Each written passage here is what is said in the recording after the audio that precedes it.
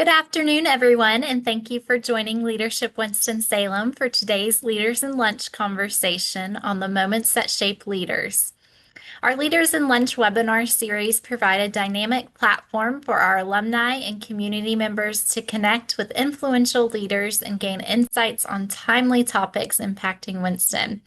These lunchtime gatherings feature engaging presentations from local professionals, public figures, and community advocates who share their expertise and experiences.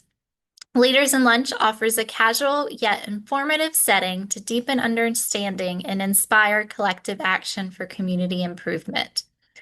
For those of you who may be less familiar with Leadership Winston-Salem, we are a nonprofit organization that works with over 120 community leaders each year to educate, connect, and energize them to serve and improve the community through the flagship, Insight, and now Leadership Legacy programs. For today's discussion, Dr. Will T. Lewis Sr., or Will as we like to call him, is the founder of Will House Global and co-founder of The Intersection. He will be our moderator today. Dr. Lewis is a nationally recognized leader, speaker, best-selling author, and master facilitator who helps leaders and organizations build resilience before, during, and after the storm. With a career spanning higher education, healthcare, entrepreneurship, and nonprofit leadership, Dr. Lewis brings a rare blend of lived experience, research-informed insight, and practical application to every stage he takes. As a proud U.S. veteran and founder of Will House Global, he is also the author of Perched in the Storm and Sweet Potato or Pumpkin Pie. At this time, I'll turn it over to Will to introduce our panelist. Oh, Abby, thank you so much for that introduction. I am just so happy to be here with you and with everyone else. We have, y'all, we have a wonderful opportunity here. We have two excellent panelists and both of them are alums of Leadership Winston-Salem. So let me add that you're going to hear from your colleagues, your alum from Leadership Winston-Salem. I'm glad that they're here.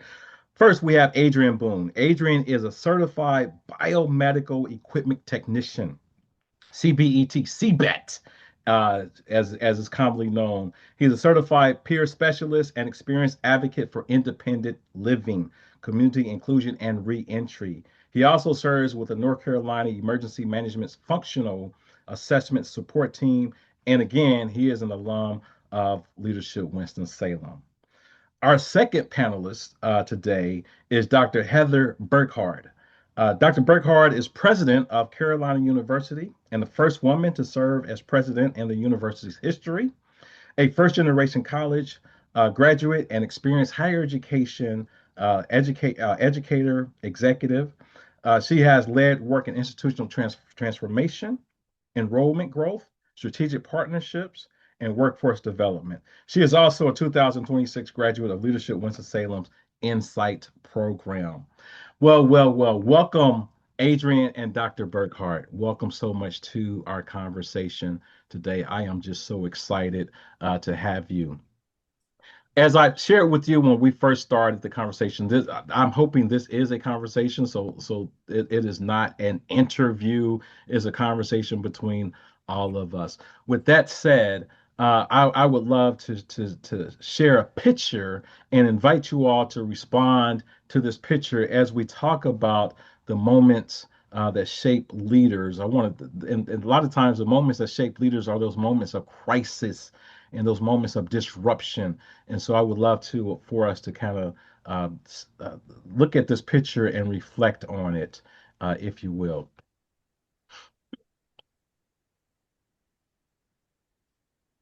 When you see this picture, uh, what do you see? What story does this image provide you? What jumps out at you? Take a moment and look at it. And for our audience as well, take a moment. This is an invitation for you as well, is to look at this picture and to ask yourselves, what story do you see in the image? And you can respond by putting something in the chat function. If you have any questions and answers, put that in the question and answer section. But if you have uh, a thought on this picture, please put that in the chat.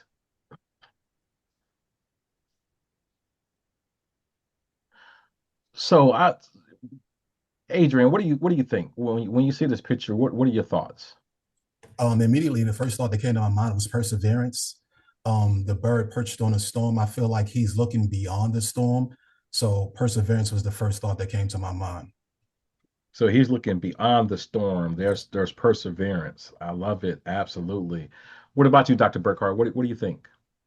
Yeah, the first thing that stood out was how wet the bird is. So the storm has been going on for a while, but yet the bird is still looking forward, heads up, and ready to take on whatever comes next. The storm has been going on for a while, but the bird is still going, is still looking for what's going on. And the bird, you can tell the storm's been going on for a while because the bird is wet. Mm. Absolutely. I love it. I think someone put it in the chat function. I thought I saw something that came in the chat. Let me look at the chat and see. Alicia says that determination. So when Alicia sees this, she says she sees a determination. And then Randy Wooden says bracing for tough times. Bracing for tough times. Let me ask you a question, both of you. When you think about, a lot of people will look at this bird and they say, "Oh my goodness, the bird is out there alone." The bird is alone. But I want to invite you to take a deeper look at this and answer this question. Do you think the bird, when you take a deeper look at the picture, is the bird truly alone?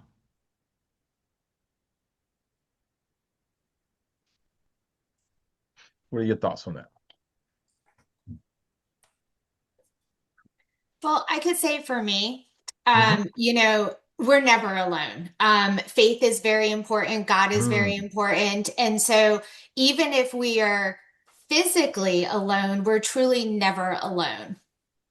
I love it. I love it. So even when we're going through the storms, we're not alone. Especially if we are people, if we are a person of faith, Mhm. right? And so the your faith may not show up in a tangible way. You may not be able to touch it, but it is there, and it is walking with you through the storm. I love it absolutely. Adrian, what are your thoughts? What are your thoughts about this bird being alone? I agree with Dr. Burkhardt. I really appreciate her response to it. But I also Hmm. think that in tough times, you aren't alone. I think that your faith, your resilience, and those things keep you steady, even when you may physically look around and see no one else in your presence.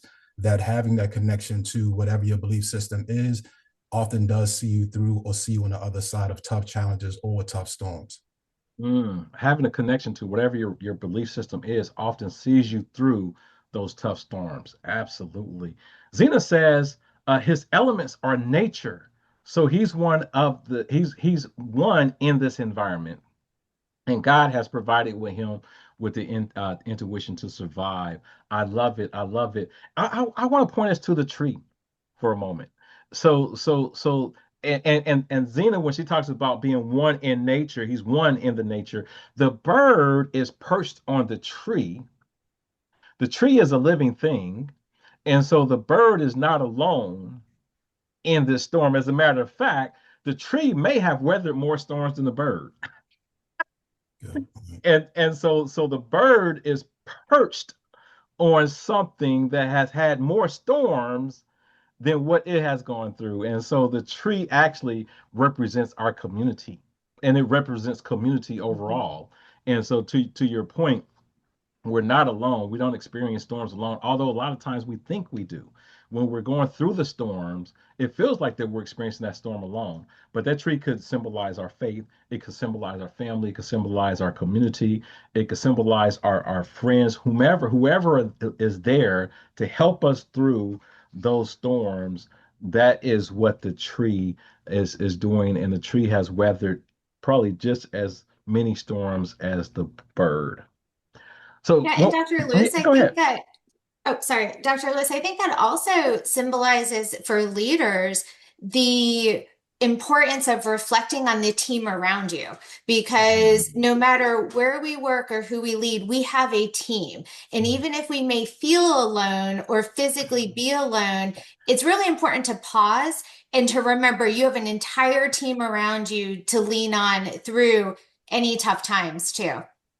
That is that I love it. I love it. Because oftentimes we forget that as leaders, when we're leading through these moments of tough times and these moments that shape us, we think that we have to do it alone. We think we have to have all the right answers, right? And we think that being a leader means I have all the right answers and I am going to um, project this notion of strength even when I'm weak. And we're all human and we're all weak, right? I love it. Absolutely. Adrian, what are your thoughts on that in terms of leaders leaning on their team? I think I think oftentimes the leader should lean on his team. I was taught by a gentleman many years ago. He said successful leaders are in a room of people smarter than them or equally as intelligent as them. And I really appreciate that thought because I like to surround myself with people I can actually learn from. And the team that I've established here at Solutions, we at staff meetings, we use it as a roundtable session to learn from each other and influence each other's decisions when working directly with the population that we serve. I love it. So the team, you leverage the team as kind of a roundtable, it's kind of a think tank. Yes. And so you're leveraging. So one of the things I like to say is that um, every solution that we need is in the room. And so when you look at your team as the think tank and you leverage the team, the solution is there. It's not within one person, it's within the collective of the people that are in that room. I love it. Absolutely. Let me ask this question. Can you think about when we're looking at this whole notion of kind of leading in the moment and those moments that shape leaders? Um, think about, and you can write it down if you need to, but what what was a defining leadership moment for you that you realized that hey, this whatever this is that's happening right now, this is defining my identity as a leader. Do you have a moment in your leadership that you can point to?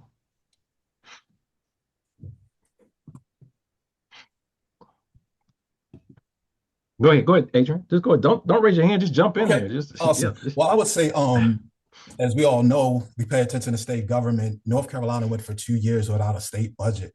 So my agency being a nonprofit, we receive a lot of our grant rewards from the state and federal government. Due to us not having a state budget for 2 years, we actually lost a transitional housing program that served the community. We were serving maybe 10 individuals in two-bedroom, two-bathroom apartments. And we added a complete day program from 8:30 to 4:30 where we work with these individuals on independent living skills, job building, resume, and each individual had 90 to 180 days to stay in a fully furnished, paid for apartment so they can save their funds. And hopefully the plan was between 3 to 6 months, those individuals would exit the program, get community-based housing. We would continue to support them. And the goal is to help them fly off into the sunset. Unfortunately, when we did not have a state budget for 2 years, we lost that grant. And I had three individuals, staff members, apply to that grant. We had 5 apartments. So in that moment, I was a new CEO. I probably had been CEO of this company for 8 months at the time of us losing that grant. That grant was $675,000. That's a significant blow to any nonprofit. Yeah. And when it happened, I did not know how to recover. I did not know how to regain my balance. And what I did first and foremost was think about how can I protect the individuals who would be transitioning out of the program? What would their next state of life be? And how can I protect our staff? Fortunately, the behavioral health organization we were in partnership with, they helped us place the individuals who were in our apartments into stable community-based housing. And I rolled the staff over from that program into our current office. We didn't have enough office space. And I asked them, I said, listen, please just roll with me till we get through this. I said, we can take our boardroom, get some partitions, turn our boardroom into makeshift offices for you guys. Just stay with me until we get on the other side of this storm. Thankfully, they believed in my leadership. We did. We were actually able to recover.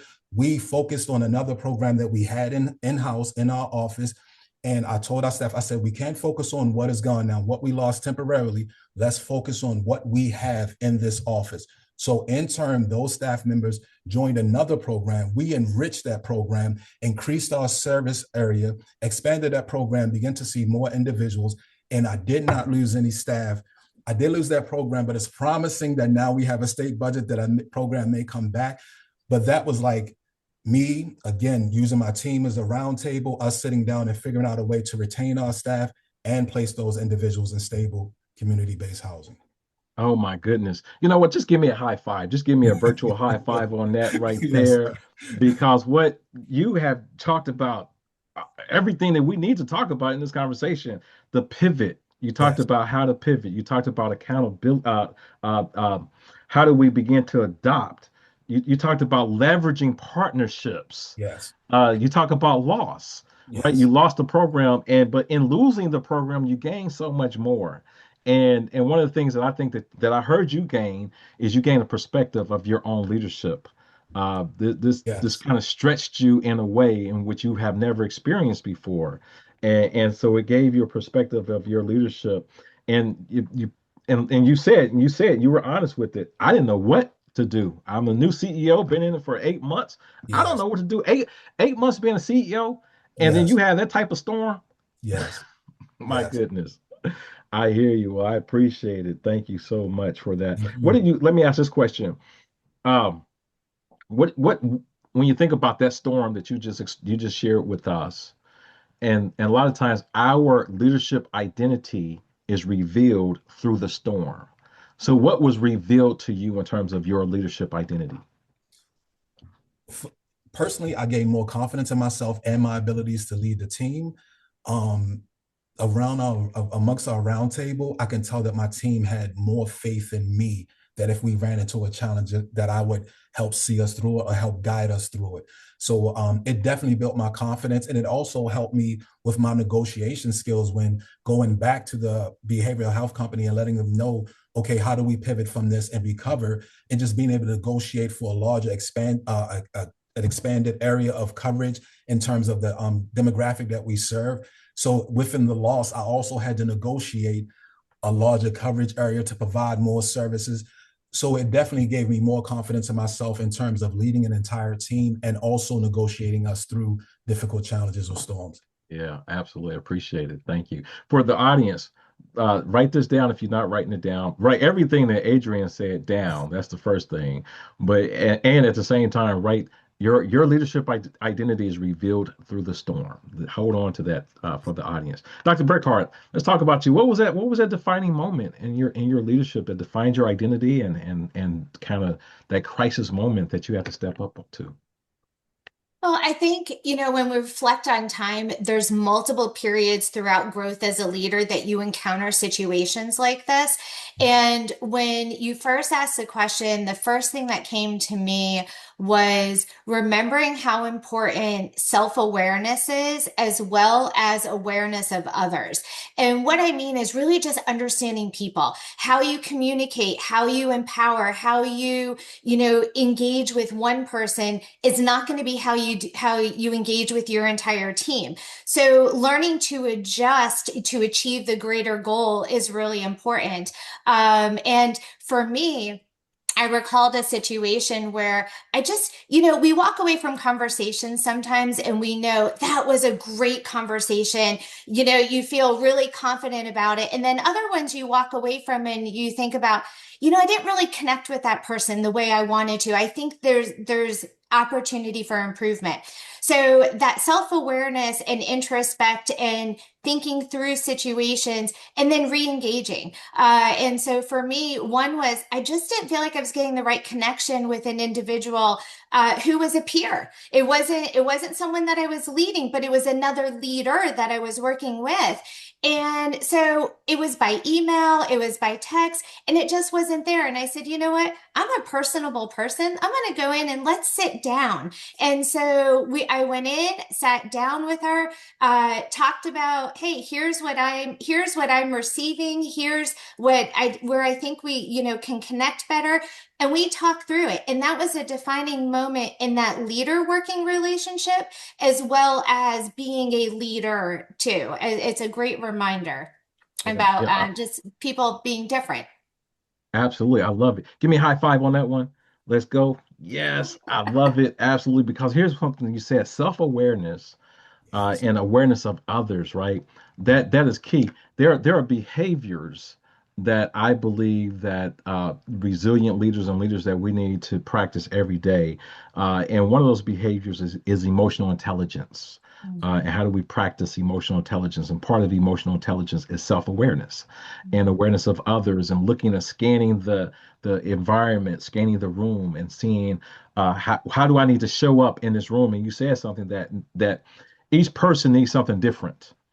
And then how do I give each person that something different? And one of the things that you speak about around this emotional intelligence and the self-awareness is this relationship with the peer. And oftentimes that relationship with the peer and having a conversation with the peer, that's probably one of the hardest things for people to do, for leaders to do, is to have the tough conversation, right? We're anxious about those tough conversations. We have not had a lot of practice with having the tough conversations. We don't want our feelings hurt. We don't want to hurt someone else's feelings. And so it's just a lot of emotion and energy that goes around into that tough conversation. But you gave us a blueprint to have the tough conversation. You said, you know what? I sent the emails. I did all the virtual communication that I possibly could do. Now, let me just sit down and have a conversation. That's the blueprint. Sitting down and having the conversation and that's a moment. And as you said, that's one of those leadership moments that shape you as a leader, is to have that tough conversation. And let's kind of unpack that just a little bit more. What did that having that conversation with that peer, and that's kind of one of your defining moments. What did that do for you as a leader? How did that kind of reveal your leader identity and help you as a leader when you had that conversation? Sure. Uh, so that, for context, that conversation happened when I was a new leader at the provost level. So I'm new to the president's cabinet at that point. And what it did for me was it built trust with my colleague. It really reinforced that we are all on the same team and we're working for the same goal. So I think one of the things I really walked away from that is trust. Absolutely. So as it begins to identify your leadership identity, trust was one of the things that really came in mind for you. I love it. Hey, to our audience, jump in the conversation. Put something in the chat. What was your defining moment? I'll read it. I'll read it out for us. What was your defining moment as a leader? What kind of revealed your leader identity? Again, our leader identity is revealed through the storm. And so, what was your leader identity? As you do that, I'm going to move on to this other question here, another question. But please, if you want to put something in the chat, audience, please do, and we'll read it when we come back. Every leader faces uncertainty. Again, being new in the provost, being the new CEO, being a leader of a university, every leader faces uncertainty. Can you tell us about um, when you had to make an important decision without having all the right answers? Adrian, you kind of started out with that one example. Curious to know if you had another example when you didn't have all the answers. How did you get through that decision? How did you move forward, and what did it teach you? To be perfectly honest, a lot of times I don't have all the answers currently with our team. I, Mm, I, I, I will I'm a praying person, a praying man, so I always pray for what I say is divine discernment, because I always want to make sure that I'm moving and doing things in the right fashion and not basing it on my own humanistic mhm, nature or feelings. I know mhm, sometimes we can interject those things, so I always pray for divine discernment first and foremost, and then I will take a step back from the situation and view it as far as from a distance as possible, because I know when you're directly involved in things, sometimes you don't see everything that's going on around you or all the moving pieces. So I always pray I take a step back to just reflect on what it is that I'm faced with or that I'm challenged, and then I will move forward. Again, I don't have all the answers to every issue that comes into our office, but I will pray, I'll think about it, and I utilize my network. I do have a great team of individuals who I consider mentors. My former CEO is a gentleman named Mr. Mark Steele. Mark Steele has been in the disability community in Winston-Salem for over 35 years. He's well known, and he's one of those people that if you call and ask, he may not know the answer right offhand, but he kind of pauses and I guess flips to his mental Rolodex and is like, hey, you know what? I may know somebody for that. So I will utilize my network to connect me with people who may have faced a similar situation or who have more experience than myself. And again, I will always tell people when I meet them and communicate, I'm a student of knowledge. I don't think we should ever stop learning. So I learn from everybody, any person I interact with, even you, Dr. Lewis. I remember you came to our Leadership Winston class, and I felt like you were the most eloquent orator that I had ever met. So I learned from people. I pick up lessons. I listen to the tone of people's voices, to the inflection when they're making certain statements, and I absorb it. I'm a sponge. I absorb good information from people. I learn from people, and that's what has helped me be successful in my role. I don't know all the answers all the time, and I'm perfectly fine with saying that. Yeah, I appreciate it. And thank you so much for your kind words there. One of the things that you have really elevated for us is this notion of being vulnerable. Yeah. You said, hey, I don't know all the answers. And it sounds like that you let your staff know, I don't know all the answers. So we're going through this tough time. I don't have the answers. And so you're being so that degree. And a lot of times when we think about leadership, y'all, leadership vulnerability does not come into the conversation, right? Being vulnerable, when we say what's a leader, vulnerability is not one of the top traits or behaviors of a leader, because that vulnerability is something that is seen as being weak, as a leader. Being vulnerable with your emotions, vulnerable with, hey, I don't know, being transparent with, I don't know. And so you're saying, hey, that becomes a behavior, that becomes a superpower for you, because what it does, it goes back to what Dr. Burkard was saying in terms of self-awareness. When I know that I don't know, and I'm going to be vulnerable, now that means I'm self-aware. So I'm going to go look for the answers. I'm going to go talk to the people, right? As you said, I'm going to ask other folks. And you've done something else here as well. I want to point out for you and also for our audience. When we're faced with these tough decisions, leadership decisions, and even life decisions, right?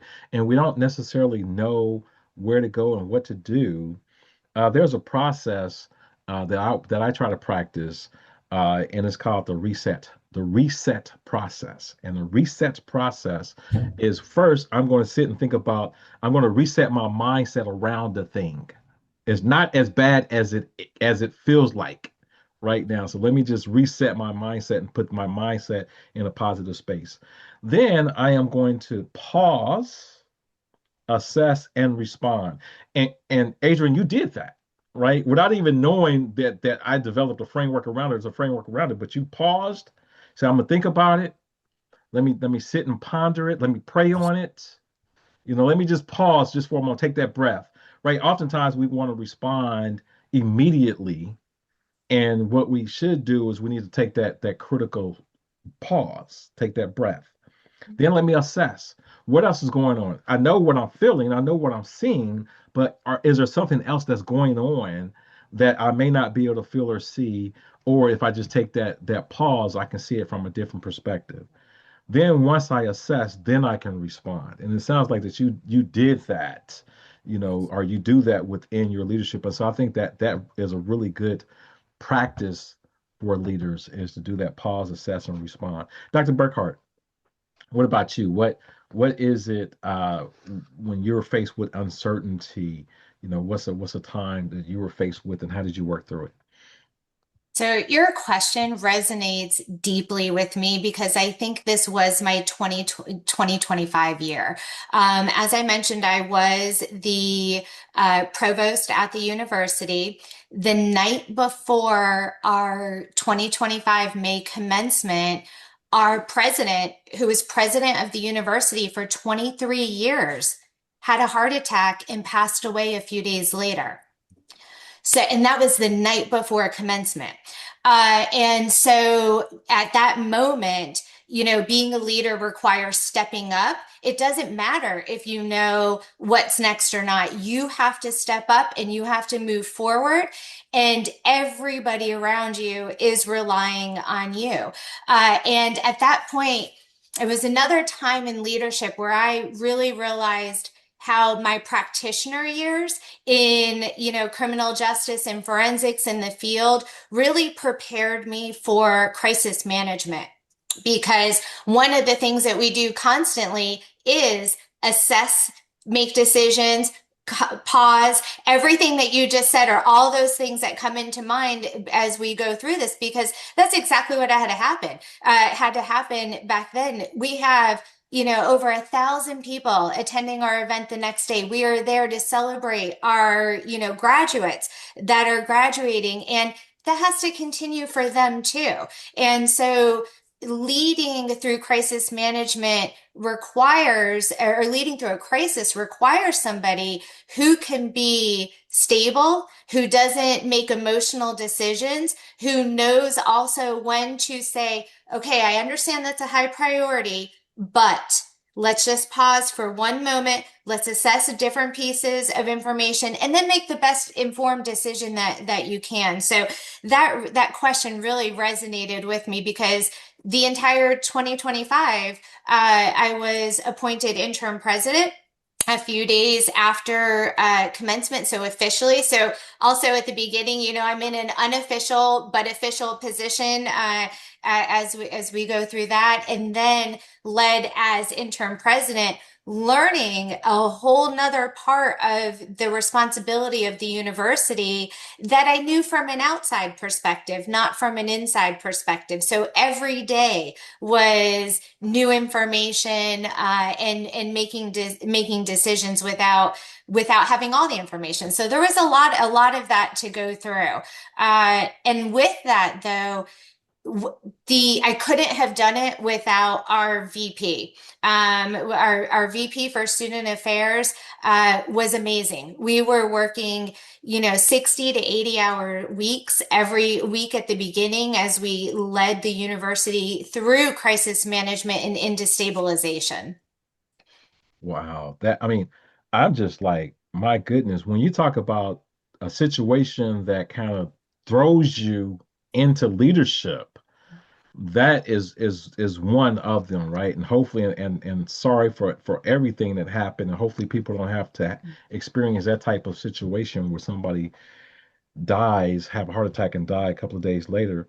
But a couple of things that you said though, you had to step up, right? And so it was like next person up, right? Next, who's next up to bat. You talked about how your practitioner role in criminal justice, how those experiences prepared you for crisis management. What do you think prepared you for being able to step up and take the reins when that crisis happened? Because nobody's thinking about that type of crisis, and you're not thinking, well, there's a plan. Usually these things are planned out. You're the interim, and something's going to happen, and then you transition. But when you have to go from being number two to really having to jump into the role, what prepared you for that? I think that's an innate characteristic of, fight, flight, freeze. I don't freeze. I don't run. I take it straight, head on and Mhm. step up because it needs to be done. Yeah. That's it. So I really think that's just an inherent characteristic of myself that when I reflect back, I can even recall situations as a very young adult or even, before that just is me. That's just who I am. And that was it. So in that moment, there was a need. And there was never an intentional thought of, would I do that? No, of course I would, and here I am. The students need us. I'm here to serve the students. And that's what I'm here for. Yes, yes. And so there's something innate in you that says, hey, this is in situations I step up, right? I don't Mhm. so in what it sounds like, that in many ways, in crisis, your that cape comes on. You know, you that superhero cape comes on in the crisis moment, and you step up, and that's what really defines you is stepping up and stepping into that leadership role. You've always been a leader, but situational leaderships. A lot of times we have to step up when there's kind of situational leadership, if you will. You said something else too, which is go ahead, go ahead, please. Were you gonna No, say I was gonna something? say you know that's a characteristic, the way for me. Hmm. But you had asked about, from the field, what is a transferable skill? And I think from there, you know, in the field that I worked in, when I was responding to something, I'm usually responding to a situation that is probably the worst day of somebody's life, right? And so everything is a high stakes, response because there's emotion you're going to walk into. There's a number of different things. So knowing how to remain calm and make informed decisions definitely is transferable because any new piece of information can shift the decision that you just made. And you have to be willing to receive all the new information and then assess and make a new decision if you need to. Absolutely. And you remember you saying that. So you got to stay calm. You got to stay steady.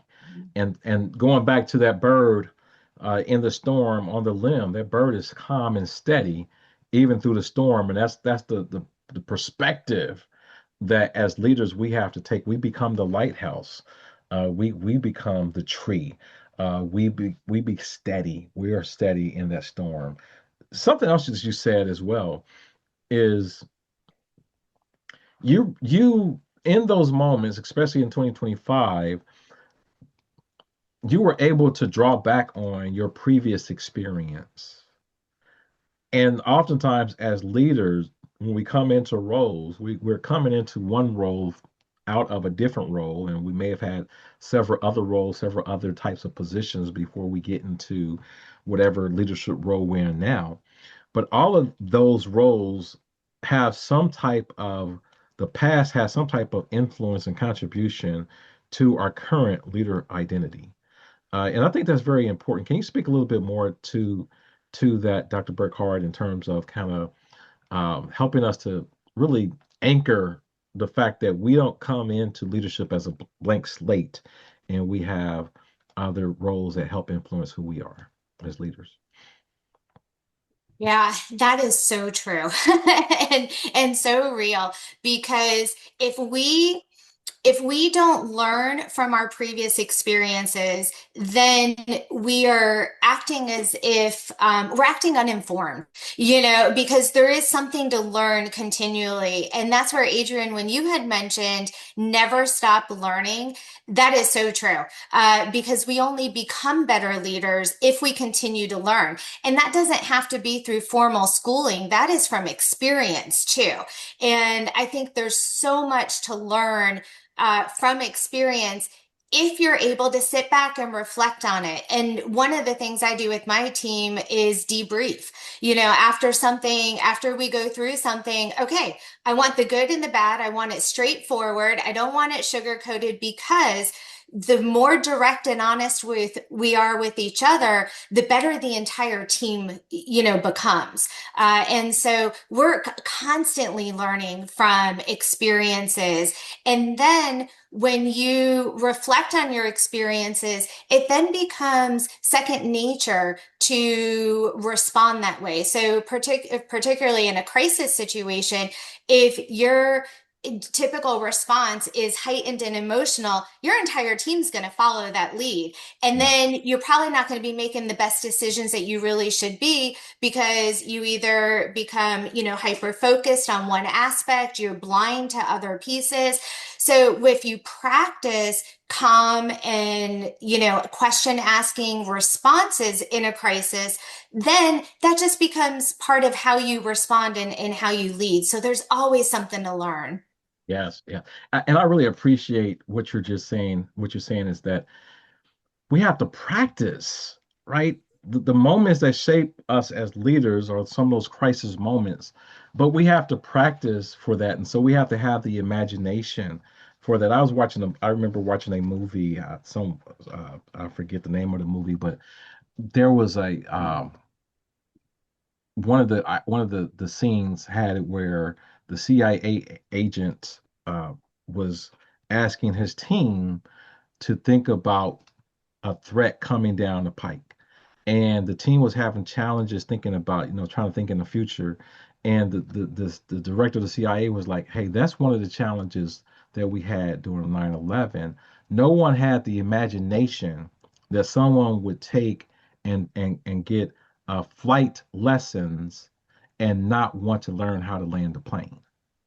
That right there is a red flag, right? But no one had the imagination during that time, and so what the whole uh, conversation is about is how do we have the imagination to think about the crisis, think what crisis and how do we respond to that crisis, and that's what you're talking about is having that imagination, going through that practice.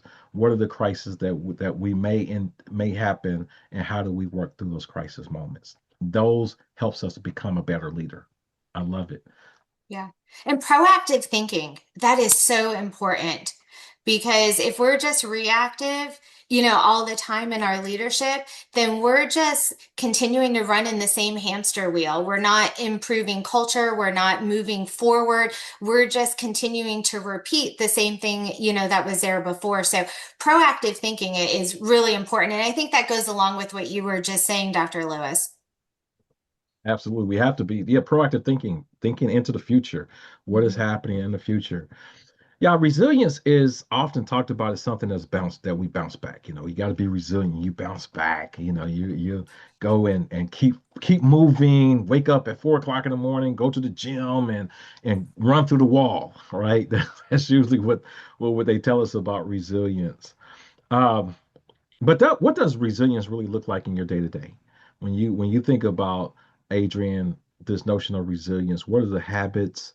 What's the mindset? What are the things that uh, helps you to be resilient, either in your day to day or during any crisis moments that you experience? I would say constantly striving and just being steady. I think one of the things, viewing the image that you showed in the beginning, was that even when it showed the depiction of the storm or the wind blowing and the rain falling all around the bird still stays steady. And I think Yeah. staying steady during the course of storm or difficult challenges is something or a characteristic that a leader needs to have. Um, you spoke of vulnerability earlier too, and I wanted to touch on that because I understand as a leader, vulnerability can be viewed as a weakness or not as strong as other leaders who don't show vulnerability. I did this work for a while in Raleigh, North Carolina as well. And that was definitely a difference between executive staff and the rest of the staff. It was like a known thing. You were like a worker bee, and then there was the executive staff. And it was understood. When I transitioned to here in Solutions in Winston-Salem, the former CEO, Mark Steele, he was very transparent with the staff. First time I had ever experienced that. A lot of our work in the pay is done by different grants or different funding sources. And Mr. Steele shared every bit of information in the financial reports. And that was new to me. And I was like, why is this guy kind of like telling us all this stuff? And when I sat down with him and he explained to me, he said he would rather the staff understand the funding source, where the funding came from, and how the funding was allocated because it gave them skin in the game. He said, you teach people what it is they're doing, the purpose behind their job, and why they're here, why they're showing up. Because this work that we do is not just a job, you're changing people's lives. So there has to be an emotional attachment to it. And when I understood that and how we shared all information that goes on with the agency with our entire staff are welcome to come to board meetings, staff are welcome to come to individual committee meetings, and the staff who do attend in turn understand their role here and they take more charge or leadership within their role. So what I understood from that practice is that being vulnerable in that sense, it also produces healthy leaders because I'm Yeah. firm with our staff. I'm steady with our staff, and I can even be stern when necessary. But I also smile and I speak to our staff, and we make little jokes in staff meeting and things of that nature. So they also understand that I'm human. And I think that has been a strength to me when being vulnerable amongst our staff. I love it. I love it. And so one of the things you're connected to, so connected to the question around resilience, a daily practice, is this notion of kind of being vulnerable, being and transparent. And I Yes. love what you said, that being vulnerable makes you a healthy leader. Yes, That, I mean, you could be a leader, but if you're not a healthy leader, that's right. oh my goodness, that you didn't that will preach. Being vulnerable Yes. makes you a healthy leader. I love it. Thank you, Dr. Burkhardt. What do you think in terms of this notion of resilience? What practices? What are your thoughts on this resilience in everyday life? Well, for me, every day I thank God for the opportunity and I pray for wisdom every day. Mm-hmm. And from there, then I believe mental toughness because we are faced with a lot of things to celebrate, but we're also faced with a lot of, issues, problems, anything that comes up. And so we are here for our teams. We're here for the long haul. And how we respond and how we lead is going to create the culture in the university, in your agency. We create what that culture is. So if we recognize how we lead, then our teams will respond that same way. And so I definitely lead by example too. I am in it. I'm like you, Adrian. I am in everyone's offices. To go to lunch. I know students by name. I know, all of our faculty and staff. I ask them about, hey, how's your family? And connect with them. And I'm still an educator at heart as well. So even as president, I still teach 3 classes a year because I never want to lose that connection, to the students. So when it comes to resilience, I mental toughness because there are days that I just want to sleep, Yeah, you yeah, know, yeah, yeah. and I was like, I can't, my Mm-hmm. team needs me. I need to get going. It doesn't matter in that aspect if I only got 3 or 4 hours of sleep, there's an entire university and team that relies on me. So it's Mm-hmm. pushing through those hard times. But at the same time, my team also knows I will tell them, okay, I need an hour. I need the reset time. I need, a half a day. I just need to think. I just Mm-hmm. need to write. I just need to disconnect for a little bit too. And for me, that falls under mental toughness too, because no matter how tough we are, no matter how hard you work, we all need some downtime too. And so I really encourage my team to make sure that they take all of their PTO time, their time off. I want them to have yes, self-care. Someone just put in the chat. Yeah. Absolutely. That is so important. And I tell them, don't do as I do, do as I Mm-hmm. say, because we're all different. And if you need that time, go. I'm Yeah. full supporter of that. Absolutely. I love it. Self-care is quite important. Absolutely. You said three things. You said one, you're there's gratitude, there's thinking, and you thank Mhm. God. Then you said there's a request. You ask for wisdom.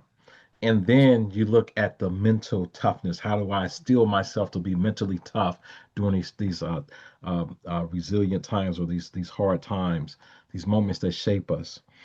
Well, I just want to say thank you both. And we're going to move from this conversation into the question and answers and ask our folks on the call if they have any question and answers. And if they don't, I have a question for both of you. But I want to first see if we have anyone from our audience, any question and answers from our audience. I'll ask Abby Abby or Jared to let us know if we have any question or answers. Any questions, rather?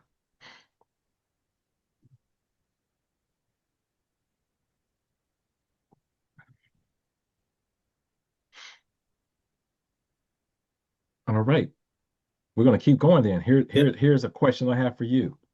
Oh, well, go ahead, Jared. I think did you come off mute? No, I was just going to say we don't have any questions at this time. Okay, got you. Okay, so let me ask this question for you. When you think about your younger self, what from this notion of leader identity, this notion of leading in the moments that shapes our leadership, what would you tell your younger self? Um, what what advice would you tell your younger self about leadership? And you can take a moment to write it down if you need to. What advice would you tell your younger self about leadership? Immediately, I thought to believe in yourself first and foremost, and honestly, just keep going. I think every day I get up and I come into this office, I learn something new. Even every challenge that I face, that I've overcome, I've learned something about myself. I've learned my own fortitude. I continue to grow in the things that I thought I knew about myself. Um, I used to deal with a lot of anxiety, and I would get nervous with talking to people. And now I sit down at tables and request and negotiate $500,000 grant deals and things of that nature. This is like in my wildest dreams. I never thought that I would be in meeting rooms and round tables and asking for $500,000, $600,000, all in an effort to help other people. So I would say believing in myself first and foremost, and just keep going. Just keep going. Even when you run into challenges or difficult days and you don't know the answer and you don't know what's on the other side of the storm, just keep going. Like put your head down, trudge through it, pick up every lesson that you can along the way, keep your ears open, your eyes open, learn, listen, keep going. And then when you come out on the other side of it, I guarantee you'll be a better person and a better leader. Yeah, I love it. I love it. Believe in yourself and keep going. Yes. Put your head down and keep going. Yes. Absolutely. Dr. Burkard, how about you? Yeah. Don't fix everything. Learn how to learn, learn how to develop the people around you. Learn how to teach, mentor, empower, trust, and understand there's going to be setbacks. You cannot be a good leader if you don't have setbacks and failures. That's going to happen. It's what you do with that is how you emerge as a leader. And so, empower the team, and when there is a setback, extend grace. Let's just talk about it. How did this happen? What can we do differently to have a different outcome next time? And I laugh because I remember one of the moments very early on, over 30 years ago, I had that leadership moment of realizing I if I do everything and something happens to me, it falls apart. And it was in my 20s and I was the manager at a Blockbuster. And at that time, I thought everything was going great. The store is running, things are doing well. And I was in a car accident and I was so the literal hit by a bus theory, right? So I was out of the office for a little bit because I was in a car accident and things did not run very smoothly while I was out of the office.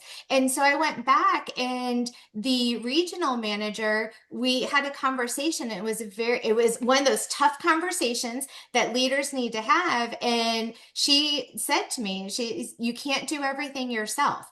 And from there, I carried that on through all my other experiences as a leader because we are much better as leaders and as teams if we can all work and support each other and empower each other. Love it. I love it. Don't fix everything. And in many ways, that means empower your team. Mm-hmm. Understand that setbacks are going to happen. And then also understand that we need those failures, we need those setbacks to shape us as leaders. I love it. And give ourselves grace. That's something else that you said. Give ourselves grace, without a doubt.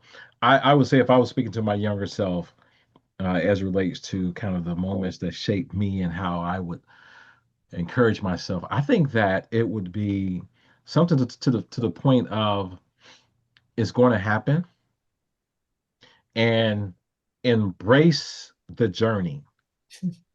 See, I'm always looking for the outcome, and sometimes I miss the the experience and the lessons that can happen along the way because I'm not looking at the journey. And so my younger self, I would say, embrace the journey. It's going to be good and bad, and you're going to get and all of that is going to create who you are as a leader. So just sit back and embrace it. Right? Yeah, very Absolutely. true. Yes, yes. Very, Well, very true. I thank you both for just such an engaging conversation. Thank you so much for your wisdom, your pearls of wisdom that you have given me, our audience, and I hope that folks are picking up what you have put down, because you have put down some great wisdom for us to pick up and continue to move forward. I'm going to now turn everything over back to Abby. I so appreciate this conversation. You all have got me reflecting on my own leadership journey and the moments I had to pivot and how that's helped me grow and teach me about myself. Um, I also hope the audience got as much out of it as we all did, and I did. So, my sincere thanks to Dr. Lewis for moderating today's discussion, and to Adrian and Dr. Burkard for sharing their personal stories and journey of their leadership with us. We appreciate your continued support and partnership with Leadership Winston-Salem. I do want to mention, if you enjoyed today's discussion, we are hosting a community conversation on October 30th, 2026. So save the date. That is our next big educational event that Leadership Winston-Salem is going to put on. It is going to be Community Conversation, the State of Our Youth. So follow us on social media to stay connected and learn more about that conversation. Additionally, this Friday, we have a community coffee. Leadership Winston-Salem hosts community coffee. The second Friday of every month will be at Athena Stationery and Cafe from 7:30 to 9:30 if you want to come talk with us and network with community leaders and your fellow alums. And just lastly, a quick reminder that Leadership Winston-Salem is a nonprofit organization that relies heavily on the support of individual donors and corporate sponsors to provide an array of programming that we do. If you enjoyed what we offered today, please consider making a gift to the organization on our website. I believe Jared has just put the link in the chat for you to reference.